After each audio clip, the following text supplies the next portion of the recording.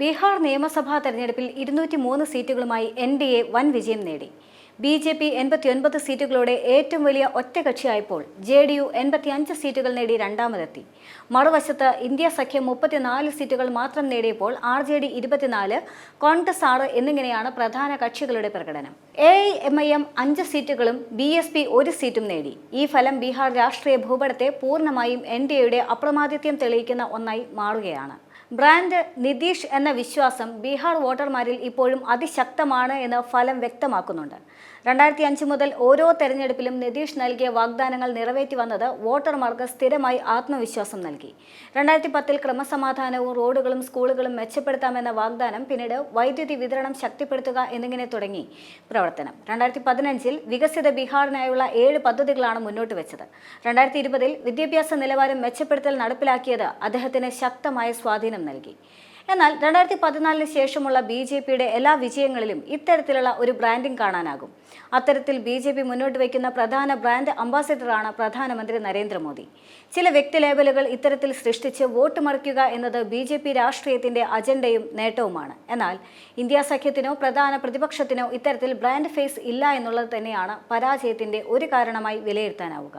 2025 1 കോടി ജോലികളുടെ വാഗ്ദാനം RJD നേതാവ് തേജസ്വി യാദവിന്റെ ഓരോ കുടുംബത്തിലും ഒരു സർക്കാർ ജോലി എന്ന വാഗ്ദാനത്തെക്കാൾ വിശ്വസനീയമാണെന്ന് വോട്ടർമാർ വിലയിരുത്തിയെന്ന് ഫലം വ്യക്തമാക്കുന്നുണ്ട്.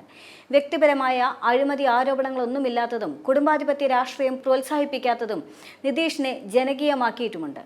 NDAയുടെ വിജയത്തിന്റെ ഏറ്റവും നിർണായക ഘടകമായിരുന്നു സ്ത്രീ വോട്ടർമാരുടെ വ്യാപകമായ പിന്തുണ.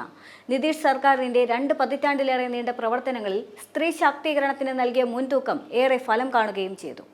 പഞ്ചായത്തുകളിലും നഗരസഭകളിലും 50% സംവരണം, പെൺകുട്ടികൾക്ക് യൂണിഫോം, സൈക്കിളുകൾ, സ്കോളർഷിപ്പുകൾ, സർക്കാർ ജോലികളിൽ 35% സംവരണം, ജീവിത പദ്ധതികളുടെ സ്വയം സഹായ സംഘങ്ങളുടെ വളർച്ച എന്നിവയെല്ലാം തന്നെ നിർണായകമായി. മദ്യനിരോധനം വോട്ടെടുപ്പിൽ ഏറെ പ്രതിഫലിച്ചു.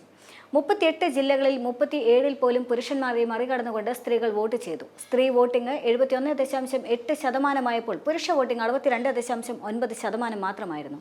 സ്വാതന്ത്ര്യാനന്തരം രേഖപ്പെടുത്തുന്ന ഏറ്റവും വലിയ വിശ്വാസമാണിത്. കിഷൻഗഞ്ചിൽ വനിതാ പോളിംഗ് 88.57% ഉയർന്നു. 2025 പ്രഖ്യാപിച്ച ഒരു കുടുംബത്തിലെ ഒരു സ്ത്രീക്ക് 10,000 രൂപ മുതൽ 2 ലക്ഷം രൂപ വരെ നൽകുന്ന പദ്ധതി വൻ സ്വാധീനം ചെലുത്തി.